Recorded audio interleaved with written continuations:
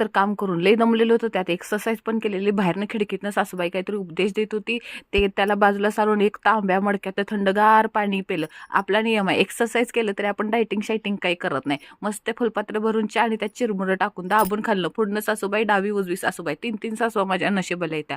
काहीतरी संभाषण, गंभीर विषयावर संभाषण चाललेलं, सगळं डोक्यावरून चाललेलं होतं. आपलं एकच ध्येय, चहा आणि चिरमुरं.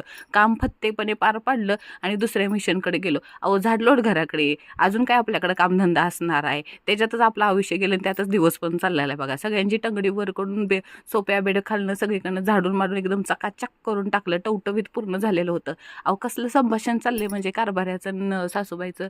अहो आमच्या पूजेची जेवणाची ऑर्डर द्यायची आहे ना, मग ते काय काय चाललेलं विचारत होतं. तसं पण मी एकच सांगितलेलं, मला मँगो शिरा, अहो आंब्याचा फ्लेवरचा शिरा पाहिजे म्हणून सांगितलेलं. आंबा नाही तर केसर. तसं कारभाऱ्यानं नोंदणी केली.